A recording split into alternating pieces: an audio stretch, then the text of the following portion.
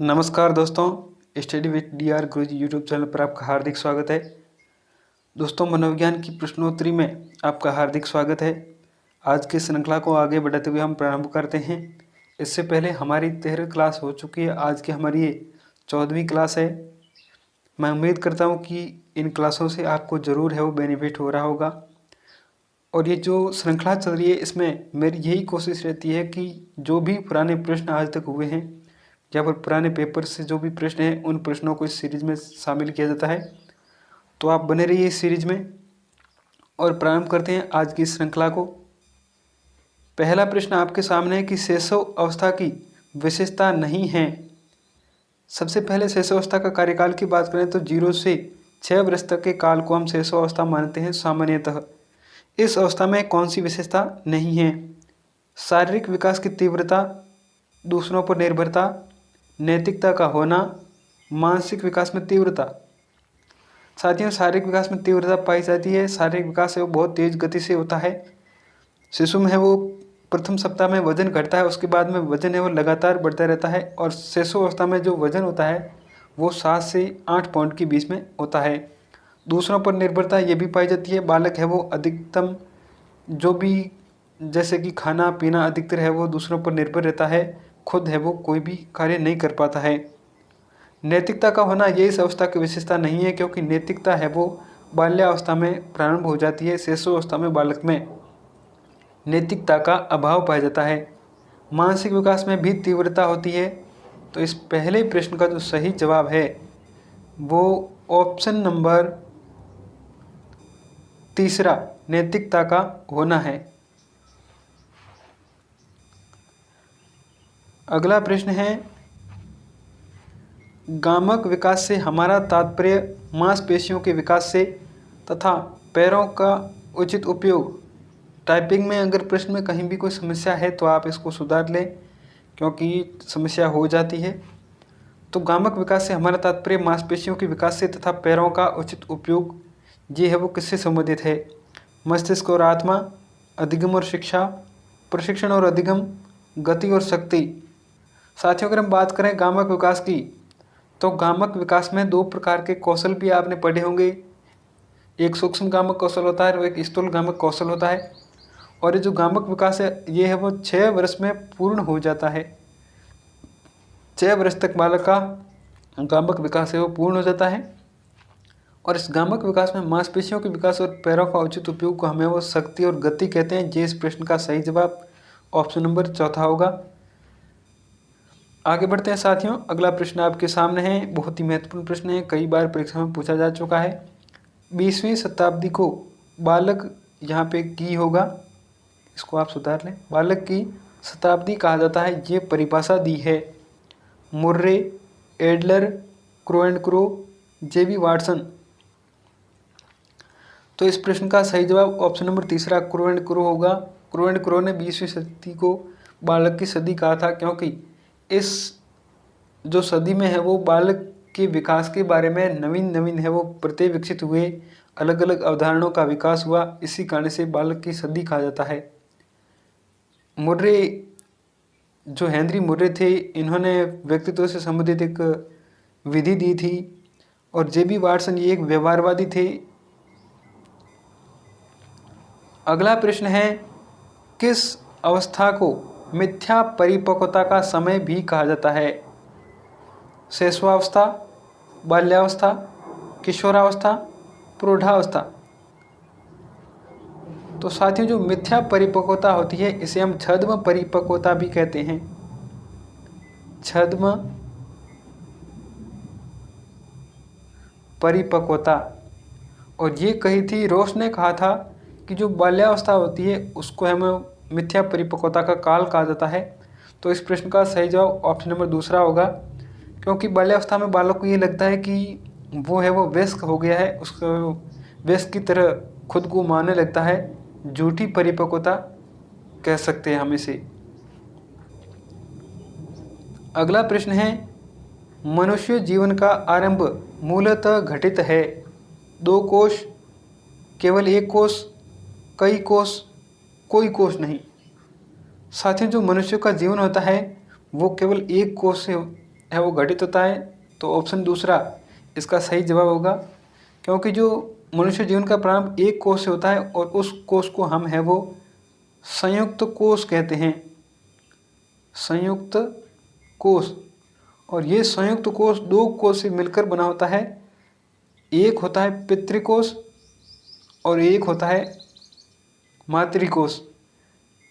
पिता से भी 23 गुणसूत्र और माता से भी 23 गुणसूत्र, टोटल मिलके वो 46 गुणसूत्र हो जाते हैं और इससे संयुक्त कोष का निर्माण होता है। आगे बढ़ते हैं साथियों। अगला प्रश्न है कि शारीरिक, मानसिक एवं व्यक्तित्व विकासों की मूल आधारशिला किस काल में रखी जाती है? प्रौढ़ावस्था, किशोरावस्था, बाल्यावस्था, शैशवावस्था।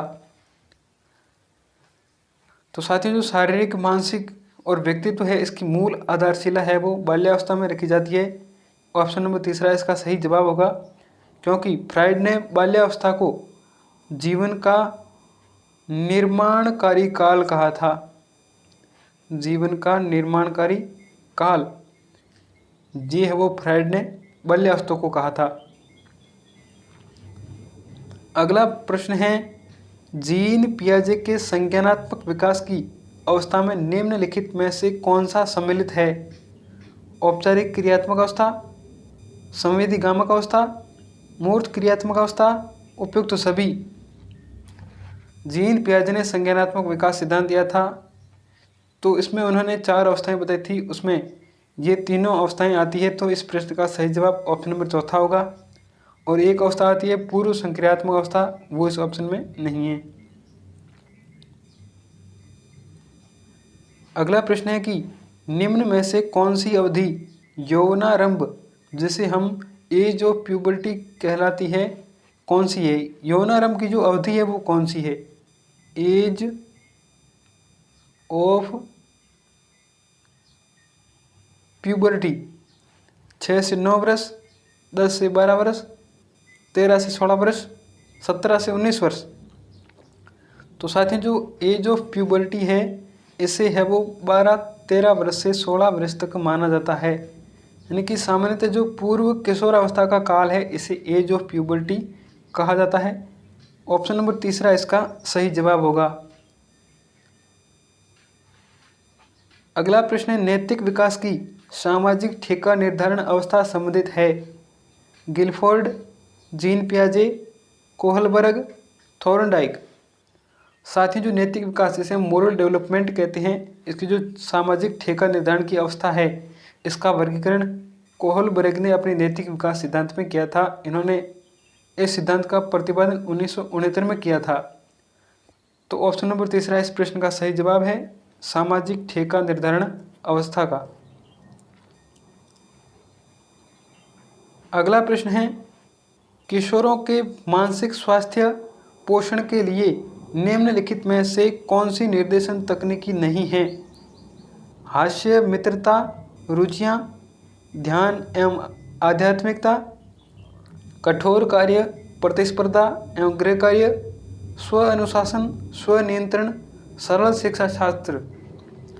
यानी कि जो किशोरावस्था में जो मेंटल एबिलिटी होती है, जो मानसिक स्वास्थ्य होता है, उसके पोषण के लिए कौन सी तकनीकी है वो सही नहीं है। हास्य, मित्रता, रुचियाँ ये सही है, ध्यान और आध्यात्मिकता ये भी सही है, लेकिन जो कठोर कार्य और प्रतिस्पर्धा ये है वो इस प्रश्न का सही जवाब है। ये किशोरावस्था में कठोर कार्य नहीं दिया जा सकता। स्व अनुशासन भी सही है, स्व नियंत्रण भी होना चाहिए, जिससे है वो उनमें आत्मसम्मान की भावना पैदा होती है। अगला प्रश्न है कि 11-12 वर्ष की आयु में बालक की नसों में ज्वार उठना शुरू हो जाता है, यह कथन किशोरावस्था के लिए कौन सी कमेटी ने कहा था? Ramamurthi committee, Hadow committee, Kothari committee, Yashpal committee. साथियों ये एक इम्पोर्टेंट डेफिनेशन है, आपको 100% इसको याद करना है। ये परीक्षा में पूछी जा चुकी है। एक बार परीक्षा में ये भी पूछा जा चुका है कि हेडो कमेटी का संबंध है वो किस अवस्था से है? तो इस हेडो कमेटी का संबंध किशोरावस्था से है। और हेडो कमेटी ने ही ये कहा था कि 11 से 12 वर्ष की आयु में जो बालक की नसों में ज्वार पैदा होता है उसे अगर सही दिशा दे दी जाए तो विकास अन्यथा विनाश की प्राप्ति होती है। तो ऑप्शन नंबर दूसरा इस प्रश्न का सही जवाब होगा। कोठारी कमेटी 1964 में गठित हुई थी, ये शिक्षा से संबंधित है। यशपाल कमेटी एनसीएफ 2005 से संबंधित है। आगे बढ़ते हैं साथियों। अगला प्रश्न है कि कोहलबर्ग ने अपने नैतिक तार्किकता विकास सिद्धांत को प्रतिपादित करने के लिए किए गए शोध में किस आयु वर्ग के बालकों को सम्मिलित किया। यानी कि जो कोहलबर्ग ने 1969 में नैतिक विकास सिद्धांत दिया था, उसमें उन्होंने जो प्रयोग किया था वो किस आयु वर्ग के बालकों पर किया था। 4 से 6 वर्ष, 6 से 10 वर्ष, 10 से 16 वर्ष, 16 से 18 वर्ष। तो ऑप्शन नंबर तीसरा 10 से 16 वर्ष इस प्रश्न का सही जवाब है। इन्होंने जो हिंज की जो नैतिक विभिन्नता थी उस पर है वो बालकों से संबंधित जो बालकों के तर्क लिए और उसके आधार पर अपने सिद्धांत का प्रतिपादन किया था। अगला प्रश्न है जीन पियाजे ने यहाँ पे टाइपिंग में थोड़ी मिस्टेक है, यहाँ पे और होगा। जीन पियाजे ने बालक और उसके वातावरण के मध्य चलने वाली परस्पर क्रिया द्वारा निर्मित संतुलन को कहा है अनुकूलन, स्कीमा, संरक्षण, अंतःप्रज्ञा। तो ऑप्शन नंबर पहला इसका सही जवाब होगा। बालक और वातावरण के मध्य जो प्रक्रिया चलती है जिससे बालक समायोजन करता है उसे है वो अनुकूलन कहा जाता है। स्कीमा एक मानसिक क्रियाओं का निश्चित पैटर्न होता है। संरक्षण की योग्यता का विकास मूर्त संक्रियात्मक अवस्था में यानी कि बाल्यावस्था में होता है। इसमें बालक वस्तुओं में जो भी परिवर्तन होते हैं, आकार, क्षेत्रफल, उसमें होने वाले परिवर्तनों को समझने लगता है। अगला प्रश्न है कि कौन सी किशोरावस्था की विशेषता नहीं है। विरोधी मानसिक दशाएं, वीर पूजा की भावना, बहिर्मुखी व्यक्तित्व का विकास, दिवा स्वप्न की बहुलता।